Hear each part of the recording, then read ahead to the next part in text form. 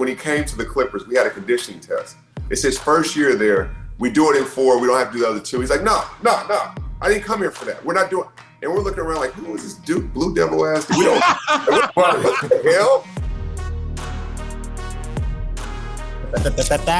Oh, just in time. Saved by the bell. Look who decided to show up. Let's get right to it. Welcome to the. You guys started without me? I was like, that's disrespectful. Hey, you know what? You've been acting real different lately, bro. I'm gonna keep acting different. That's what I'm trying to tell you. See? I thought he was the same. It's gonna get worse. We have someone on here though that can set you straight. So let's not waste any more time. You got the Road Trippin crew, of course. Richard Jefferson, Channing Frye, Kendrick Perkins, I'm Allie Clifton. To set the record straight for Richard, keep him in line and educate us on all the things we need to be educated on. It's NBA veteran. He's a 3-time Sixth Man of the Year, of course. He's the man that slept with a basketball as a kid, in case you didn't know it. But here's the kicker. He's a legend and soon to be the lead analyst for NBC Sports for NBA coverage in the fall. Jamal Crawford. If we could all stand up, I mean, we would right now. That's an introduction. Thank you. Jamal, thanks for joining us. Why? Why would you ever sign up to do this? Well, I thought you were going to say, why did he sign up to NBC?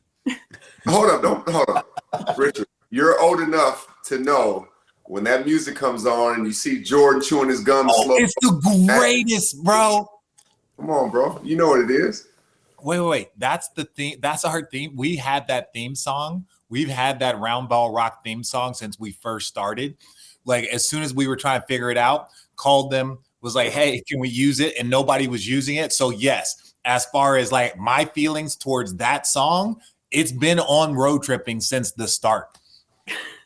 It's had to have been, bro. It's legendary. Like, I would hear that song, see the preview to the game, Bob Costas coming on, and as soon as it came on, I'll run outside during commercial break to practice what I just saw. Like, I never thought I'd be speaking on their platform and being the lead analyst for them. Like, that was just a dream to see what them dudes were doing playing on the court. So, full circle.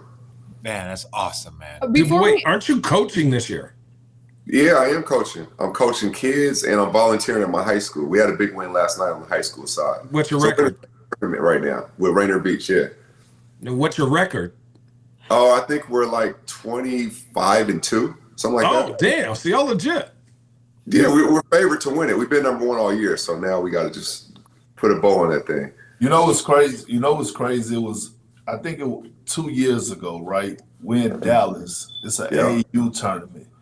And in Dallas, you have Matt Barnes, he's coaching.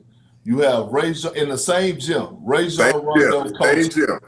Rajon Rondo coaching his team. You got JC, he coaching his squad. And then I'm over there yelling and coaching my squad. And I'm like, you got 4 players. We all coaching our sons in that motherfucker, though. It was sick. It was sick. And it just tell you, though, it tell you this, because I tell this story all the time. It's like kids don't know and kids don't watch basketball because you got 4 former NBA players that play at a high level that has accomplished a lot, right? Walking through these gyms. And a lot of these kids don't even know who the hell we are.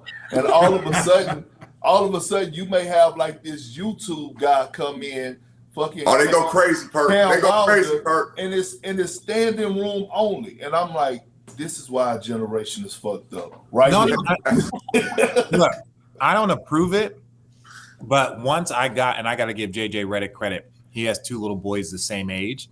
And so he was getting them big in basketball cards. So I was like, oh, so for my boy's birthday, I got them 2 basketball cards, like sets, like full on.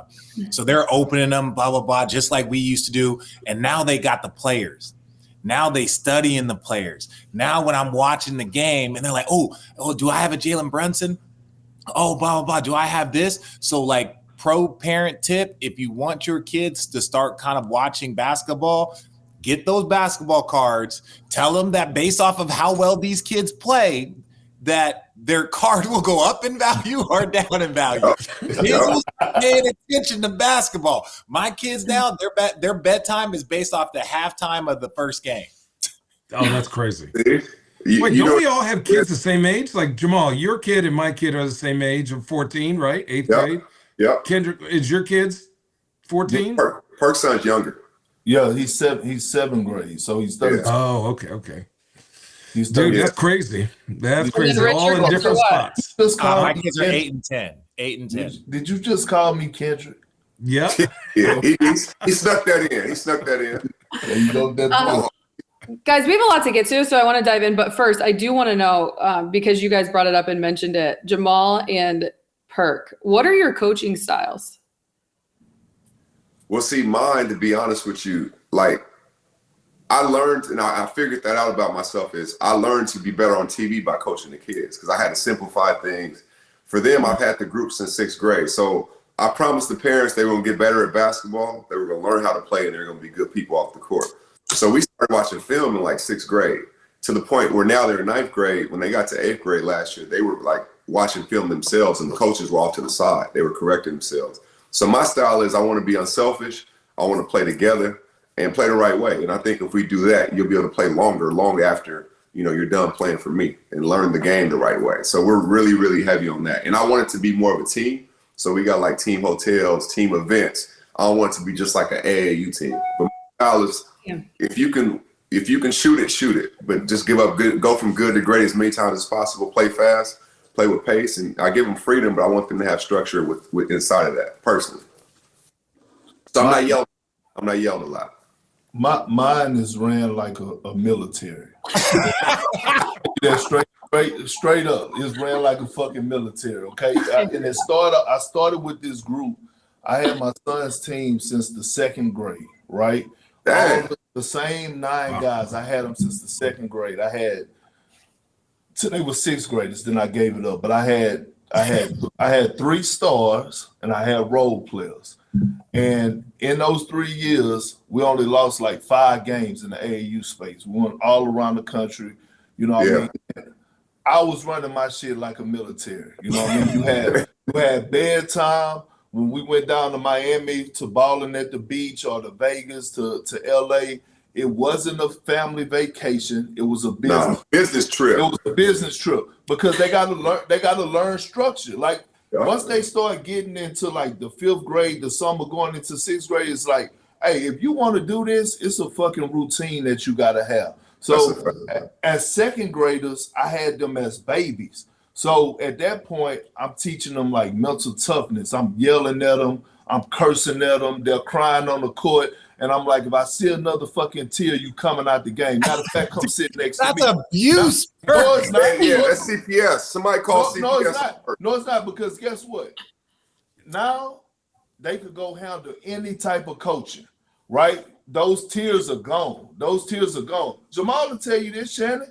You know this. Right now, you still see 7, 8, 9th graders that may fucking start getting emotional on the floor. None of the kids that grew up under my umbrella was like that. You know what I mean?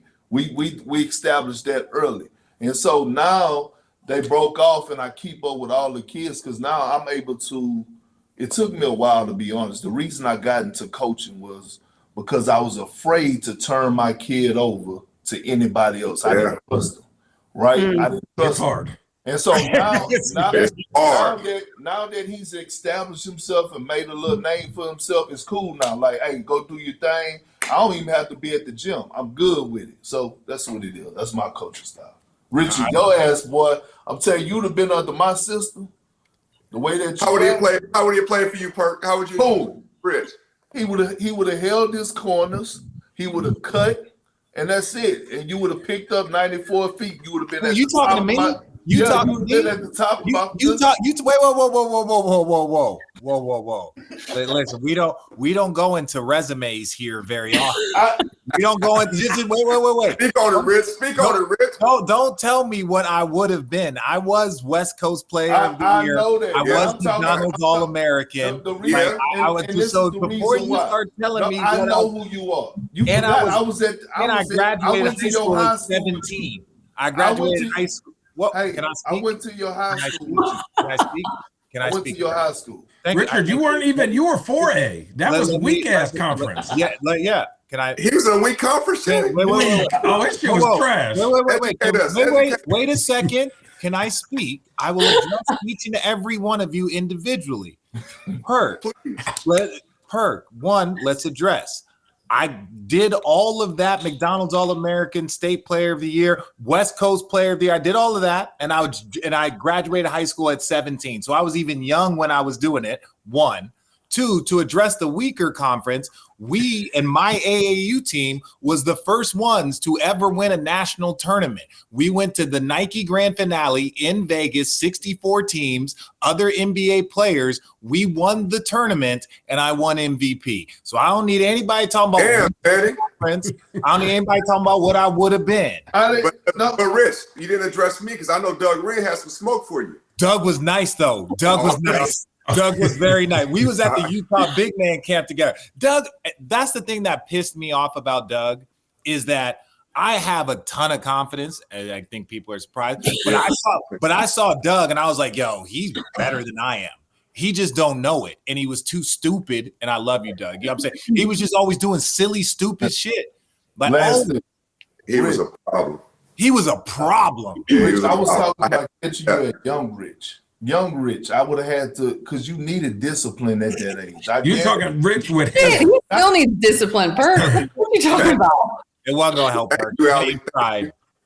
Okay, guys, I'm going to say something right now. If our comment section of Channing's latest post on Instagram had a voice and it had a face to that voice, it sounds just like what you guys all just sounded like right there. So I think we need to get to the top of the top with this topic.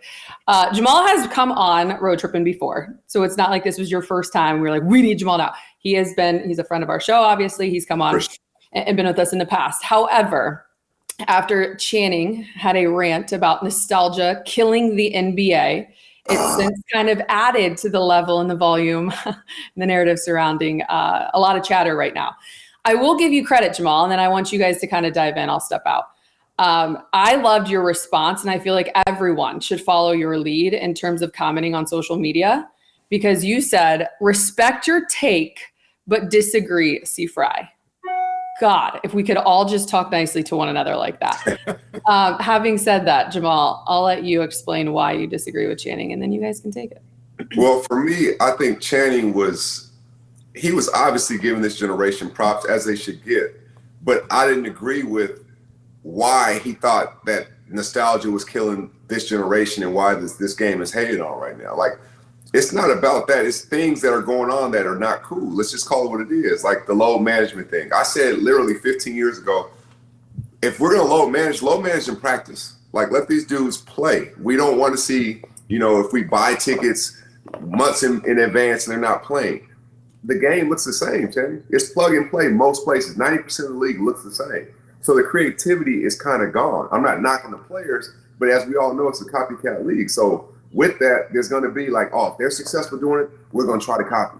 But certain guys, the ones who stand out, the LeBrons, the Stephs, the Jokic, Luka, all these dudes stand out because they don't look like everybody else. They're not falling into the trap that we have to, and they're established, of course. Our teams have to play this way for us to be successful. They're not doing that. So I just think that I hear what you were saying, but I didn't agree because you're basically using the fact that we're so caught up in the old eras that we're not appreciating this new era. And to me, that's false. Okay, here we go. Wait for this. Wait for this. One. Don't get crazy. Hey, Rook, don't get crazy. I'm not getting crazy. Talk to him, Jamal. Talk to him. Talk to him. I'm not getting crazy. Listen, one, I think if we really deep dive, this year we have more creativity between teams that are successful than we've had in a long time.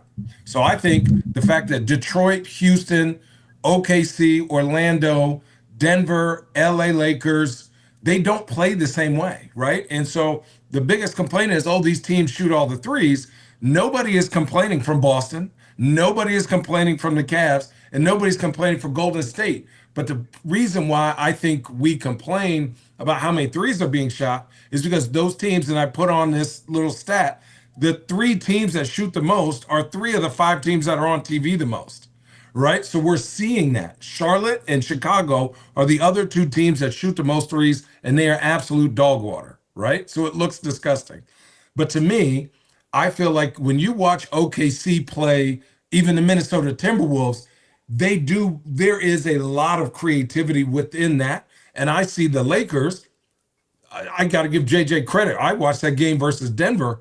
I didn't think he was going to pull out the playoff defense like he did. And I said this last week. He tipped his card a little bit. And you notice teams tried to do that same thing. So to me, I was saying nostalgia was killing the NBA for two reasons. One, there are people on networks that don't watch basketball in its entirety. They just watch a team and say, well, this guy is this and this guy is that. When I feel like, and I've said this before, we should be lifting up these young fellas who are 22, 23 years old, not comparing them to Michael Jordan, because they will never be Michael Jordan, right? They'll never be a Kobe. They shouldn't be that. They can look up to that. But to compare them constantly, it's like, damn, can I just be me? And why I said, hey, no one's career was just a straight shot. Jordan didn't win his first playoff series for his first 6 years. Then he became one of the greatest players ever. Kobe had his struggles. We don't allow these young players to struggle and then come back without them. We just knock them off their pedestal. But Channing, and I'm gonna let everybody else jump in, of course. But Channing, you said when we first came on, I said 90% of the teams look the same, right? You literally named 6 teams out of 30 who do it differently. So 24 teams look the same. So it's about, close to 90% are playing the same way.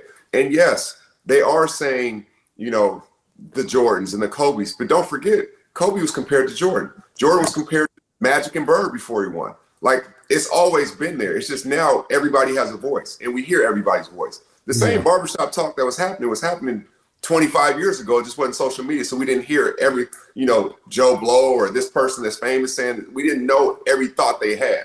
So that's the thing. I think it's gotten the same, but it's just more, hyped up because of social media. What you think, Brett? No, that's exactly it. When we would go home, like I remember being 25, 26, going back to my apartment, and we would turn on ESPN News because it was a 30-minute highlight. Yeah. Right? It was a 30-minute cycle. Yeah. So if you had a dunk, if you had a lob, so we would see Lob City, we would see all this other stuff going on, right? But it was on a 30-minute loop. Now you come back, and in the morning, you would watch SportsCenter. That's why those guys were superstars. It was Stan Patrick. It was Scott Van Pelt. It was Stuart Scott. It was like the legends, because everybody in the morning watched SportsCenter because there wasn't as many packages in NFL and NBA. So everyone watched SportsCenter. So all we saw were guys hyping up the league. Stuart Scott saying it's not a SportsCenter unless it's a Vince Carter highlight. Like that type, all these guys hyped us up in the morning with highlights, and we were stoked about the sport. Then we would go to school and talk about with our friends or try and do it. Now you wake up and it's sports conversations everywhere. All morning. Yeah. It's just sports talk. Then you combine that with Twitter and Instagram. So now the sports talk is even higher. So it's like now when there are people in that sports talk that start to like offer up too much criticism, in my opinion, the players should be like, yo, let's chill out. We got a lot going on here. Do we really need to just keep adding more and more discourse about 40, 50 years ago versus celebrating? But we have to understand the way we grew up consuming content. We didn't have social media. We didn't have that, but we had SportsCenter, and those guys were stars. Now it's sports talk, and those guys are stars. And that just makes a very different discourse. So we should, in our moments, try our best to highlight, because we understand that that's not the natural discourse, right? Barbershop talk is now all day, every day, all day, every day. Yeah. It's not just like, it's hard to find highlight shows. Like you don't just, because you can get it on Instagram, you can get it on Twitter. We don't get highlights anymore. So now it's like, where do you get that moment where you watch the top 10? You were like, Jamal, I know you, because you just like me. You would do some shit and you'd be like, you'd be like, that shit better be number one. Who the fuck was number one? Yeah. Like, who the fuck was number one? And you'd be like, oh, that was some bullshit. Or you'd be like, okay, I see it. But we would go back to and watch SportsCenters, players, to see if our plays made it on the top 5, top 10. It was that big of a deal to us. For sure.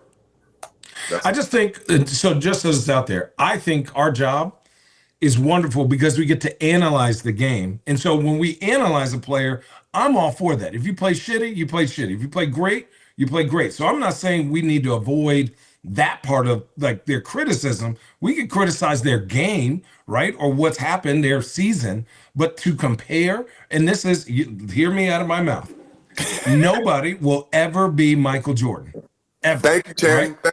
I will say this. It's unfair because of how great he is to say, oh, he's the next Michael Jordan. It has not worked out for any one player, from Harold Miner to Grant Hill to even Kobe at a certain time until he did his thing. It does not work out for anybody. So let's just put Michael over there and let's everyone else say, oh, this dude's really good. Well, wait, one last thing, and then I want to hear you go. So I'm going to go, Alec. But to your point, no one will be Bill Russell. No one's going to win 11 championships. No, it's not happening. No one will be Kareem Abdul-Jabbar and win 3 National Player of the Years and 6 MVPs and 6. No one's going to be him. No one's going to be Kobe. No one's going to be fucking LeBron. 50,000 points. No one is going to be that. No. It's like I got 50,000 miles on my car. Sit there in a constant comparison argument is an unwinnable argument. The scary thing about this whole conversation is the man that we all wake up every morning to and have our cup of coffee listening to in terms of conversations is Kendrick Perkins. And he just got to sit there and just marinate on all of your thoughts. Sleepy as shit. No, I'm actually not sleepy, man. My monitor is a little lower than the camera. You know what I mean? Oh, okay. I'm up, but I was soaking it all in, right? And it's a few points. Number one, I think when y'all made the point about who was covering the game back then, right? You had Stuart Scott, you had Scott Van Pelt, you had, we was waking up watching Amar Rashad, what was that on Saturday mornings? Inside Saturday morning. Inside stuff. So now we talk about the evolution of the actual game, right? Guys getting better, more skilled, things to that nature. We're seeing the Euro step, the step backs, everything that these guys are doing. But no one is talking about the evolution of like more players actually being in the media space, right? So now you open up a Pandora's box of criticism, because now you have players up there, and the players who actually played the game and knew how they approached the game on a day-to-day basis, now they're looking at it like, hey, dog, you bullshit. And now some jealousy creep in, right? And I'm saying even from me, because I'm watching a guy and I'm like, well, damn, I was born 10 years too early. Because if I was born then and I was a starting center, I could have been making $25 million a year, right? And that ain't even being an all-NBA player or an all-star. So now you're watching these guys and you're watching these guys make this money because of the foundation that all these other guys before them has made, right? Like, think about it. Isaiah Thomas, Larry Bird, and I'm just going back to the players I know. Jordan, right? They laid the foundation and they passed the torch to guys like Cole, right? D Wade. Huh? Kobe, D Wade, Duncan. D Wade, Yeah, Duncan. No. But Cole, KG, Tim Duncan, Shaq, Dirk, those guys. Those guys carried the Andres torch. Biedrins. And then they passed it. And then they passed it to us, right? And like, y'all know how many times y'all stepped on the floor where like y'all was feeling like 60%, but y'all was gonna fucking hoop. Right? Every time. But what I'm saying is, Only y'all 2 did times. y'all job. But as we did our job and was passing the torch, the dollars was going up. So I'm looking at it right now from a standpoint. I'm watching the game and I'm like, not everybody, but I'm like, man, this motherfucker here bullshit. Like last night, for example. Uh-oh. Instead, no, seriously, last night. I know. Instead of Ja Morant taking accountability that SGA bust your ass last night, right? Just say it. Like, it happens. If you play enough basketball, somebody's going to give you that work, right? Like, somebody's going to get the best of you. SGA went to your home and bust your ass. When they asked him, the questions in the interview, it was excuse after excuse. I shouldn't even been playing. Nah, man, my shoulder was hurting. It's like, nah, bro, like, we ain't really trying to hear that. And so all of a sudden you see all these players and we gonna criticize, but we also gonna give flowers. But now coming to the point about Braun, because this comparison is always going to be there. And I always say it's your preference. Some people like to drink Ciroc. Some people like to drink Hennessy. Well, you better be careful with that. Listen. Hey, look, at the end of the day, they both go get you drunk. But here's my thing. A lot of stuff with Braun, when it comes down to the conversation of the GOAT conversation, is self-afflicted. It pisses me off, like when Braun does an interview after the game and they ask him a question about, you know, how did it feel? What are your feelings about Anthony Edwards not wanting to be the face of the league? And he went on a rant of like, you know, guys shitting on the game, who would want to be the face of the league? But then you pull up receipts and you like, well, Braun, was this you on Twitter when it was called Twitter, when you was like, man, Bronny definitely better than some of these cats I've been watching on League Pass today. Right? So, but nobody, I'm just saying, these are facts. Is that not critiquing or criticizing the league? Bronny hadn't, hold on, listen to me. Bronny hasn't played one single game yet at USC. Right? He was just getting started during that time that this tweet was out. He was still in high school. So imagine those guys that you were referring to on that night that you were watching on League Pass. How did they feel? I'm not saying he was right or he was wrong, but all I'm saying is some type of contradiction right there. And what I'm saying is that it's okay. Kevin Garnett told me this, and I'm gonna leave it at this. As a young player, I was 24 years old.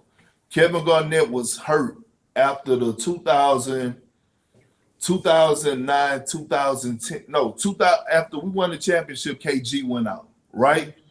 And that year, I was getting more touches. I was more involved in the offense. And Paul was kind of like, man, you and Rondo kind of, hey, man, y'all do y'all thing. I'm like, all right, cool. So I would have good games and I would have bad games, right? And Doc was running plays for me on the low block. KG was like, all right, motherfucker. He was like, look, same way your ass be running home to go turn on ESPN, the Sports Center, when your ass play well, keep that same energy when you play bad and use that shit as motivation. I'm like, that's real talk. And he like, this is what you signed up for. When you enter your name in the draft, you signed up for this. Like, it's going to come with the territory. Long as nobody are taking personal shots and keeping it between the lines, I have no problem with how somebody analyzed the game, whether that's critiquing it or giving flowers. Oh, I'll speak up. Let me start. One, let's address this, Perk. There's a lot of things that you were saying that are correct, right? There's a lot of things that you were saying that are correct. There's no debate on that. That's not what I am saying. What I am saying is this. Collectively, whether it's the climate in the country we are in, a lot of the discourse feels to be negative. Some of it is self-inflicted, right? Some of it's self-inflicted, like the load management, which everyone on here was not a part of that generation. Right? So that load management, I was one of those people when they talked about shortening the season. I snapped on them. Like, don't disrespect. We know it's hard. It's supposed to be hard. That's what makes us different. Right? And so when I was sitting there, but that's the thing. So they had that, right? And so like you have that discourse for a while. Then you had the discourse of the debates of who's great in this. And so all of a sudden you start to have, and then the amount of flowers that should be given. Chanae said it best with Stephen A on First Take, where they were having that discussion about what Bron said, and rightfully so. But she was like, we talking about this. We not talking about Steph just scored 56. Yeah, but that hold on real quick. That would never go away. But what I'm saying, we're not talking about will it go away. We're not talking about will it go away. We're just expressing where the discourse is. I know, but hear me out. What I'm saying is, when it comes to Stephen A. and Braun, that back and forth will be until one of them is I'm not talking about that. What I'm saying is, we weren't talking about Steph's 50-fucking-6. We take it for granted about that. That's the point. Is like the amount of flowers that are given are, in my opinion, aren't great enough. That doesn't mean that you shouldn't get criticism. It just means that we should take a little bit more time to highlight the once in a fucking lifetime things that we're seeing. We're not going to see 50,000 points again in our lifetime. Yeah, that should be leading whatever's on the network, like the Every network, the positive stuff, like everywhere. That should be like, can you guys believe this dude just ABC Morning News type shit. points Yes. or score 56 points? Like, but we're talking about other stuff. And so if I'm a consumer, and I am still just a fan as well, and that's why I replied to Channing, because I am a fan at heart. Like I said I would pay the NBA to play in the NBA when I was a kid. So I love this more than anything. And I try not to cheat it in any way. But we don't uplift the stuff like Joker, right? Joker is literally one of the best players I've ever seen in my life. Literally. In the history. It's not even real. Unbelievable. I wish people knew how unreal we see what he's doing. Bro, he's literally, I said it when I was calling the game last year in the playoffs. He's literally like 4 Hall of Famers, all-time greats in one. Footwork. With no athleticism. Touch. You can put Magic's passing. Like, he's 4 dudes in one. He's the one dude who's bridged the 90s to today. He could play bully ball like the 90s, or he could play the shooting game with the big. Oh, he would have cooked them motherfuckers in the 90s. How do you? They keep making it seem worse, and he keeps doing better. He got everything. Wait a second. Can I tell you guys something that blew my fucking mind? And once I saw it, it made sense. And again, The hair transplant in Turkey? No. So he played water polo. So I know people know this, but I'm saying it made sense now, the way he can grab that ball and snap it and do all of these things. And again, we want to talk about don't specialize your kids, but that's where he's able. He's got such a great touch. He's able, because even in water polo, you spin the ball off the water. So his but all of that is because he played pickup water polo growing up. That was one of his favorite sports. And now you see him with one hand and you're like, that's holy shit. I love this. I love this because now we can get real. Yes. Everybody that's on this fucking pod right now works in what space? Media, right? And we're living in 2025. And it's sad, but these are the facts. Drama sells, right? You have reality TV, whether it's the Real House of Atlanta, Real House of Potomac, the Real House of Real Housewives of Beverly Hills. I don't give a damn. That's what's driving it. So, okay, take it to the media space, right? Would you want to come in? Yes, and highlight a guy like Jokic, who I believe is knocking at the door as being probably arguably one of the top 5 centers to ever play the fucking game of basketball? Hell yeah. But are people really going to stay tuned in to when you talking about Jokic? And I'm not, now we get behind the weeds of things, and I'm just learning this from being in the media space. I know this. I know when we come, I need to see our faces on this. I don't want to see. Here's the thing. He started sweating. I know, no. But I know this, real talk. I know when you talk about Braun and Steph, the numbers and ratings are here. When you talk about anybody else, that shit dropped to here. I'm not saying it's cool, JC. As a basketball fan, a guy that's a student of the game that love the game of basketball, I'm getting into the business side of things right now. And so when you see a show like First Take, and I think it went over a lot of people's heads when he said it, and it's an interview that Stephen A. Smith did, right? And he did it 3 years ago. He said, I wake up every single day to see how to make my boss's money, and then my next step is to see how I could get some of it, okay? Last year, I believe that man drove 3 billion views across YouTube for fucking ESPN because of drama.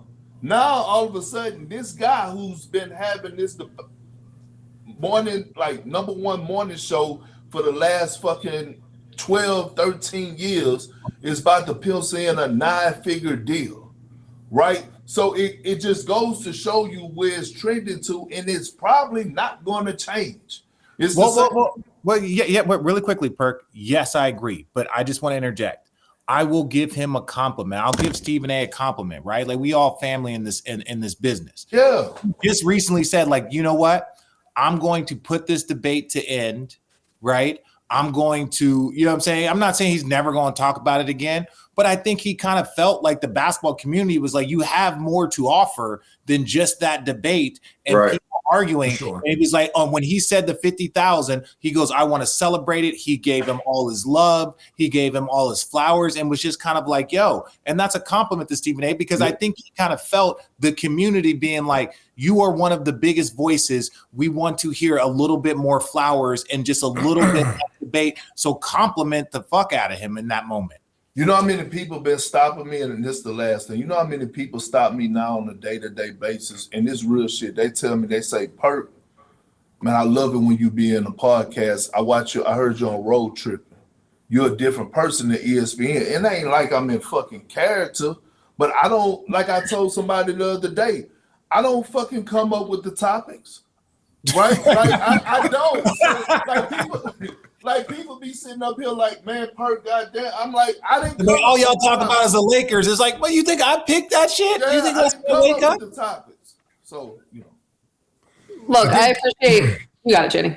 I was just going to say, what creates drama is when you actually give past and future advice, but like you create those stories. Like the fact that we're not talking about the Detroit Pistons this year is crazy. And like that turnaround and what JB Bickerstaff has done with that team, I like, as you're looking at like, why are we not building up the Houston Rockets? Like they were jokes last year. They were like getting beat by 90. And now this year you look at them, all of a sudden people last year were like, well, is Isaiah Stewart, is Beef Stew really a player in the league, right? Can he really affect winning? Where can you watch that, Kenny? Where can you watch that? Like legitimately, let's just say this, given in the morning, we would watch SportsCenter every single morning. Right. That's what we all did. That was hard to get access. Yeah. Oh yeah. So where would you watch that type of information where someone like spends a minute or two in the morning talking about how impressive the Detroit Pistons are, the Houston Rockets have been getting some love. I know where. Yeah, where? I know where, because I appreciate all of y'all's take on this subject and what we're watching on television, et cetera. But I think it's a reason why things like this, podcasts, need to remain. And I think why they've been blowing up and why they've been blowing up. Because I think it offers a platform and an opportunity for real, genuine conversation, and also conversation that doesn't have to be minimized to just sound bites, right? And 2 to 3 minute conversations. And I think it should be had with Perk, I love you, but I still think it should be had with current players. I still think that current players, we can't get enough of it. Oh yeah. That was. You can't. I wasn't with you on that, big fella. I get podcast P shutting down, and I want to ask Jamal his thoughts. I'm okay with podcast P shutting it down because that's a different story. I said. But then you called out the Nick boys. Jalen Brunson. Like, no, you said Brunson, another one who should shut down that podcast. They should keep recording. Those boys, I looked at what they've been doing. That was disrespectful. And as people that started this game, this podcasting during the season shit, and the reason why we call it road tripping is because we only did it on the road and shit like that. Don't you start criticizing. Let me ask y'all a question. I said I want to hear from Jamal first. Did y'all do road tripping? Did y'all do road tripping in the postseason? Yes. No. Yes. In the finals, we stopped. We stopped in the finals. We were sweeping everybody. We won 10 in a row, so we was cool. But what I'm a lot of free time. But what I'm saying is, y'all had a group of veterans that were accomplished, that had so much final experience, so much championship experience. The Knicks, at some point, you gotta like look in the mirror. You have in the month of February, they don't have one signature win in the month of February. Hold on, time out. Hear me out. Oh no. So the leaders of that squad, which is Jalen Brunson and Josh Hart, like at some point you gotta set the tone in the locker room some type of way to say, hey man, it's time to lock the fuck in and keep the main thing, right? The main thing is that we're actually built to try to go win the championship. I don't know about that, buddy. No, we don't have to believe it. We don't have to believe it, but Right, you don't true. you don't go out and get a Mikal Bridges and give up for what you get. You didn't go out and go get an OG Anunoby and a Carl Anthony Towns to say that I just want to be in the middle. It wasn't enough. It wasn't enough. I'm not saying it is, RJ, but what I'm saying is the belief in that locker room is probably that they want to be in the thick of things. So the level of The what of focus- things? So no. Talking with your boys for an hour on a podcast when you know how much work those men put in. Listen. I'ma just Podcast look Pete. at this. Okay, I want to hear from different. Jamal. We were different. I hear from All Jamal? I was saying was when we were locked in, we wanted to limit all distractions, and I'll go. We did that in the This final. ain't the 90s. We're in 2025. Sorry. So, Rich, do that what to was, me now, what was your problem with the podcast? Fall into that shit with them now. Love you, Perk. Rich, what was your problem with the podcast, Pete? I had no problem with him doing a podcast. I didn't even think about it. But then I heard via and just his release and stuff that he was going to take a break. From that moment, I understood.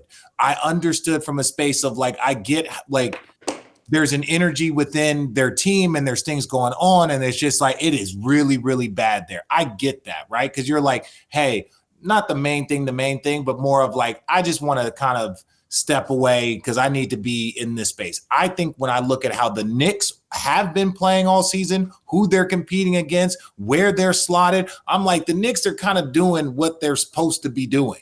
They're right in that space, right? So I say this, I don't think that they, in my opinion, should like run and go like keep the main thing. Now, look, that's all. Like there was times where we would not record after a loss, or we would not post after a loss, right? Like that was our thing. Like so, it was like we want to win a game, we could have one in the bag, and we did it for the first couple months when we were just figuring it out. It was like we got it. Let's wait till we win a game, right? Because like say we lost, whatever, and it was not that had nothing to do with it, but it was like a public perception. We want to, right? Yeah, want to make sure it looks so that. But our team was also the number one team. Like we were the defending champions the year we started it. And then we won 10 in a row in the postseason, but we stopped during the finals. We didn't do anything during the finals, no recordings, no nothing. Like we just kind of chill. I think we might've recorded, but we just didn't release anything, right? Until the finals were over. I say all that to say is that that's where like the Paul George situation is. And then I look at the Knicks being a little bit different. That's all. I will say, Paul I George dive shut his shit down after 50 games. Brother, what are we doing? It's too late. Y'all are trash. It's too late. Fucking record your ass. You criticizing too much. You criticizing too much. Lift up the game. Can we listen? Can I hear from Jamal? Lift the game up. No, Ali wants to say something. What you got? I just wanted to get into the conversation now about, I want to start with you, Jamal, with 20 plus games left and kind of talk NBA. But I will say from Perk's point, Jalen Brunson and Josh Hart, it's funny we're having this conversation now. They are setting the tone. They did have a clip that came out today, and you got Knicks and Lakers tonight in LA. And they had a clip going at JJ about blazing Braun and then saying that the conversation he had about how he didn't sleep for 2 days before the Denver game. And Josh Hart said, that man had 2, maybe 3 glasses of Bordeaux. He was in bed by 10 p.m. He was out. Yeah. I No, mean, he was with me. We were drinking. Him and I were drinking like at that Ritz-Carlton in Denver because I did the game. So he was hype. I promise you, he was that hype. He was like, yo, I told my guys that we're gonna storm the beach. Like he was telling me that the night before the game, right? Like that his energy was not it wasn't quite normal. That sounds like JJ. Yeah, sure. Sounds like JJ. Sounds like JJ. Yeah. Is he NBA Coach of the Year candidate for you, Jamal? Absolutely. I played with him, for 4 years, so I always knew he was smart. We'd always have basketball conversations. The way he thought the game, his routine, how, dedicated he was. The thing about JJ is once he throws himself into something, that's what it is. Whether it's media, whether it's podcasting, whether it's coaching, he's all there. He's always present. I didn't think they would be this good, to be honest with you. Like, I just didn't. I thought the roster was kind of flawed. Him being the new coach, I knew he had the basketball smarts and basketball brain, but for him to be where he is, he has to be in the Coach of the Year candidate. And it's almost like if you draft a guy in the first round pick averages 10 points, it's like, oh, he averaged 10, he's having a solid year. But if the second round pick averages 10 points, you're like, oh my God, are you seeing what he's doing? So him being a rookie coach with being where he's at right now, I think he's in that conversation. With 20 plus games left, what is the one question mark or the one thing, I'll start with Jamal, we can go around the horn, that you have your mind on, just in terms of whether it be a team finishing or a player individually down the stretch? I'm interested to watch what Phoenix does. Because coming into the season when they were healthy, I thought they were rolling. I thought they had it figured out. And then there's a disconnect. And it may be multiple disconnects. I'm not sure. I'm not in the locker room. But I want to see, and I'm looking at Booker's quotes. He's like, man, every game's a championship game with us. And so he's not just saying that. He's getting that from somewhere, obviously in the locker room. They may use it as a rallying cry. I don't know. But they still have potential if they were maxed out with their chemistry and everything to put something together. So I'm interested how they finish out, how they approach this, especially with all the Durant trade rumors for the summer and everything that just happened. I'm interested. I'm watching Phoenix closely. Perk? I'm looking at the Milwaukee Bucks. I think when you talk about guys that's under like the most pressure, we don't mention Dame Dollar enough, right? Like Dame Dollar, it's time for him to really make his splash. Like this is his first time ever playing with an All-Star. Not saying that CJ McCollum wasn't like that, but he never made an All-Star game. I love CJ. CJ ain't Giannis. Just say that. Well, he ain't Giannis. He never played with a Giannis. But what I'm saying is, I think a lot of people are sleeping on the Milwaukee Bucks. Do I have them favored? No. We had this conversation, I think, last week or 2 weeks ago about the Milwaukee Bucks. Like, if they finish in that 4 or 5 spot and they happen to see the Cavs, like the Cavs go have to strap their shoes up. We probably would all pick the Cavs to beat them in a 7-game series, but the pickup of Kyle Kuzma, I think don't get valued enough. The pickup of Kevin Porter Jr., he had a fucking triple-double the other night. Like, and I think Doc got to do a better job of letting that man cook, because I think he could be a real help for them off the bench. I'm just looking at the way Giannis is fucking dominating, man, and I'm like we ain't really, you know. We ain't talking about it enough. We ain't talking about it enough. Yeah, we ain't talking about it enough. Like, we ain't talking about it. Yes, see, he just proved that point, Jamal. He was hating. He did. Just proved that point. He did. He just proved that point. Brook Lopez has been balling. And then they haven't even got Bobby Portis back from suspension, which they will get him back. So I'm like, they're going to be going into every series, probably except for the first round. Once they get past the first round, as the underdog. That's a dangerous ass underdog led by Giannis.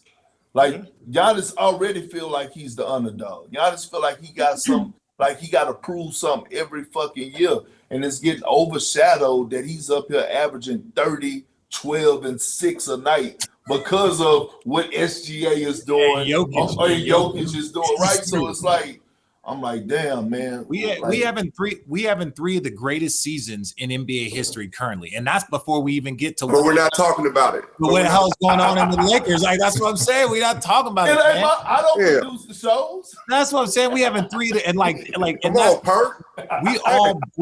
Everyone on here are true basketball heads. That's why we can talk about 30 years ago. We can talk about 5 years ago because we was studying it as kids. Right. And so like that's all 5 people here. The one that I would say to me is still Cleveland. Like I look at them as one team that is close built to beat the Celtics. But I point to Evan Mobley as he was an all-star this year. And I think for him, Giannis is the formula. I think he needs to literally, and he's gained weight. He's gotten bigger, stronger. But if I was him, I would take it to another gear where that was the main focus. Because if he gets those Giannis shoulders, because he's got to be dominant. Like, take me off this single. Take me out this single. I know y'all don't want to see that.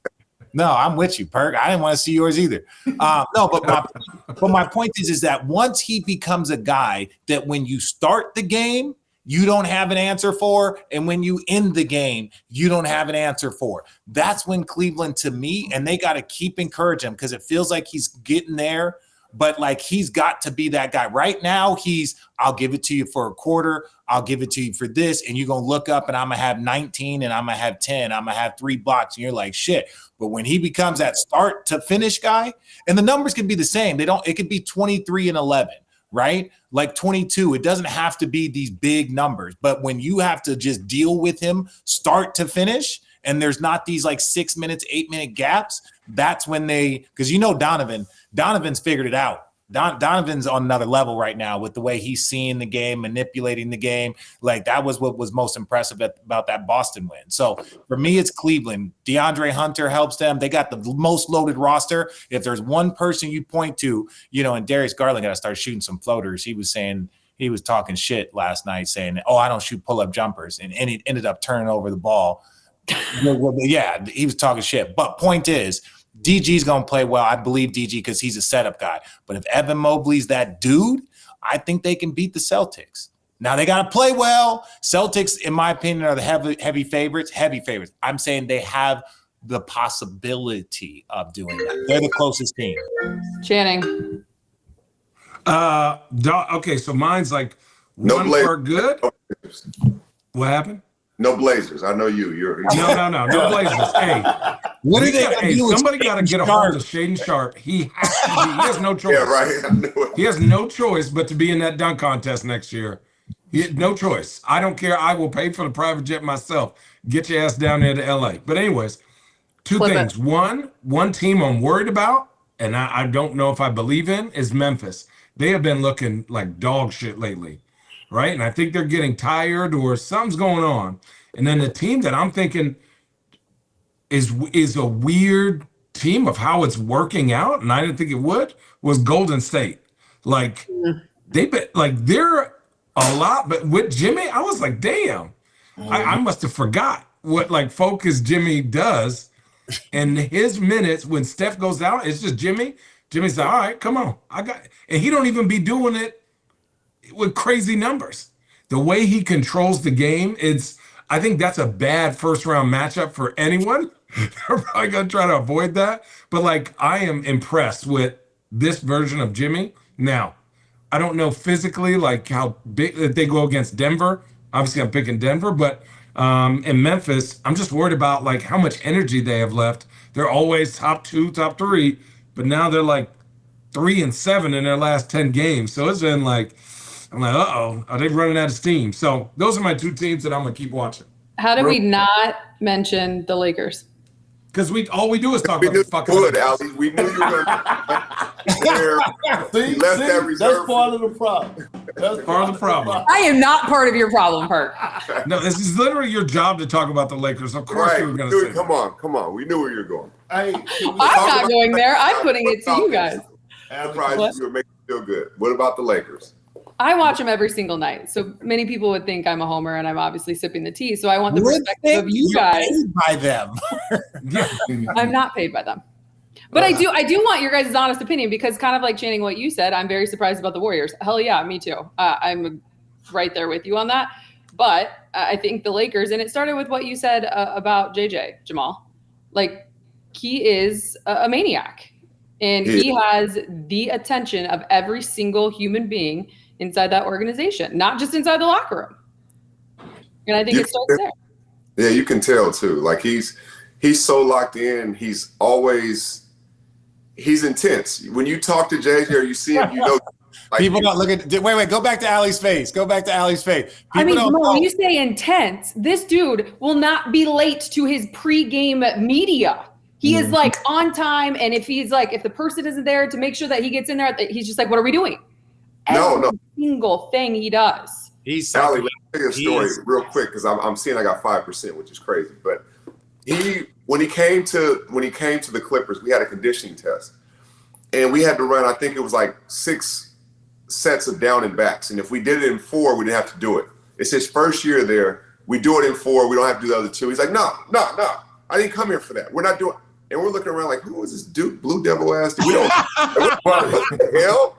But People don't understand that's that Duke bullshit. That's him though, and he became one of my better friends on the team because that was him every single day. And I was like, oh, at first I thought it was the Duke thing, it was just him, but no, it's literally how he lives his life. So I respected it.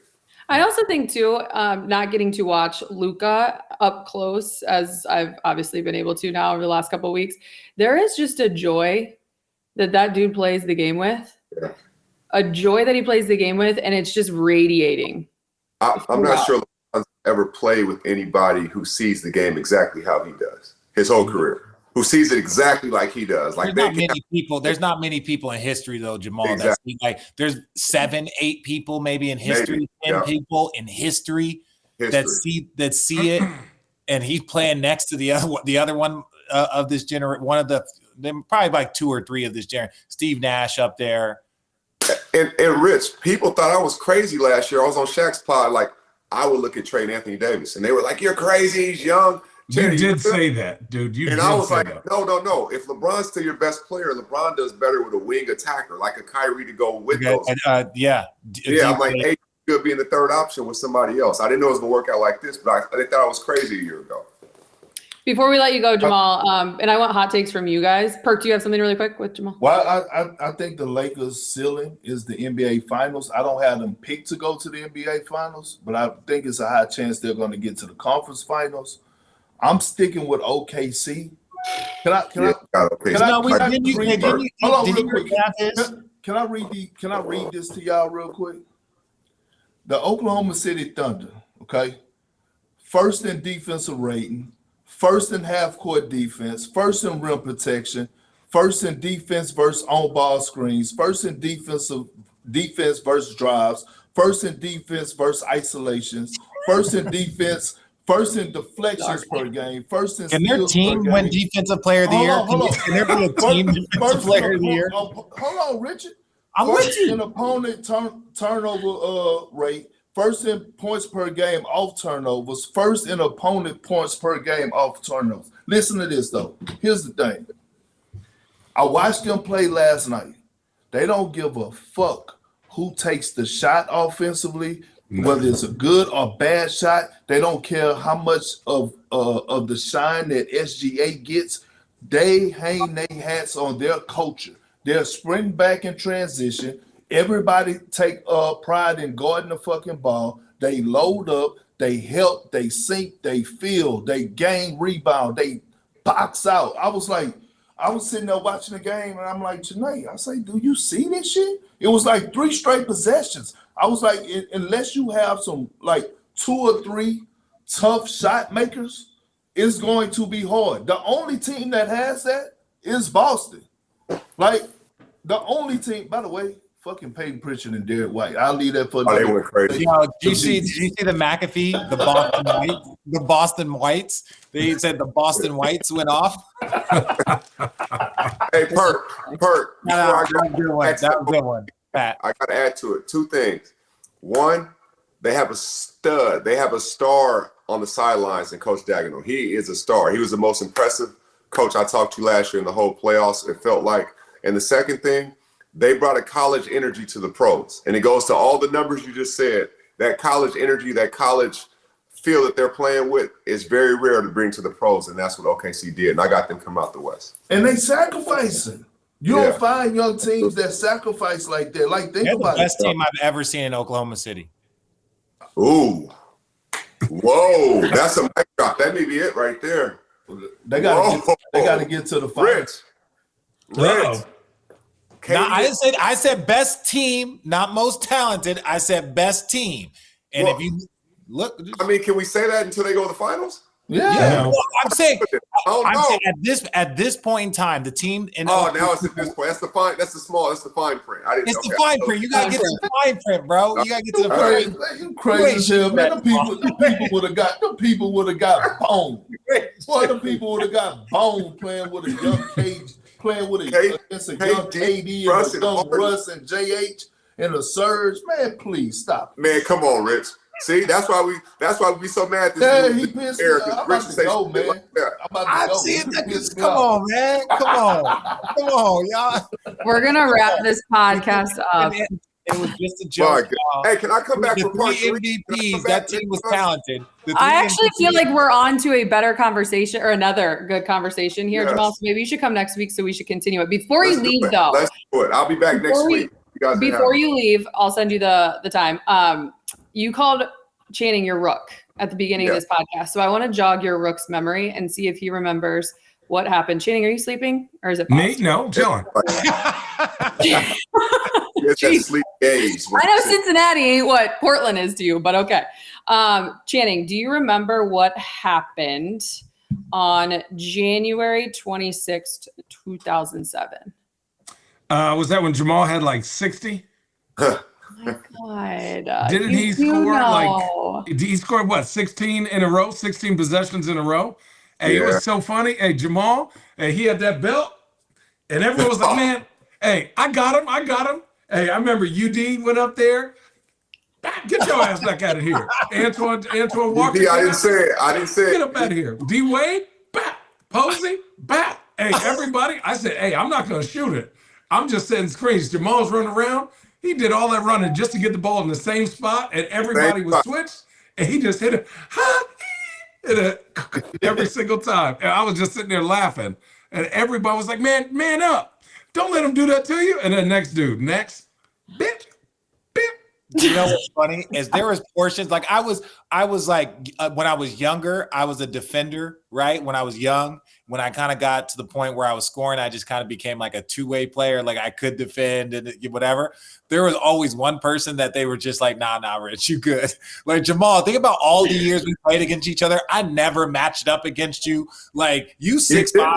I think about it. I never really I guarded you. We would have possessions, but we never ever guarded each other. There were right? You're way too strong and too athletic. I was but there wasn't a chance that they would have me go against you in a pick and roll. You used to get like Kerry Kittles, Jake Kidd, those dudes would chase those dudes. Lucas Harris, those dudes. But they was Richard. Nah. You go. I get that. They know I'm better against a power forward than I am against a two guard. So I never really got to get that full Jamal treatment. Shit, I did. I caught JC. we caught JC. We caught a prime JC and a prime Joe Johnson in a fucking 7-game series. And that was the first. I never said nothing. I ain't even know Jamal. I just knew him from the scouting report. And I remember because people don't realize, and I'm gonna end on this note. You know what I'm saying? I was giving JC them that work. You know what I'm saying? JC came out. Big Perk is balling. Big Perk hit with a cold 8. It wasn't the handle we seen with Perk in the viral clip, but he was balling. He hit him with the wraparound. I had to outplay Big Al. Big Al, my dog to this day, but we had some battles. But man, look, JC, you had us arguing like a motherfucker. I'm talking about arguing. And Tibbs was like, I said trap him. I'm like, motherfucker, you come out here and try to trap him. See, we had J Kidd. What is wrong with you? We had J Kidd, and like Jamal, J Kidd, you could get him, you could beat him, but you wasn't gonna own. It's so strong. He was no. Yeah, I gotta go. Yeah, get the hell out of here. All right, hey, JC, I love you guys are amazing, Jamal. You're welcome back anytime. And next week. I'm here. Oh hell yeah, let's go, man. Let's keep talking about it. All right, y'all. Continue. All right. See ya.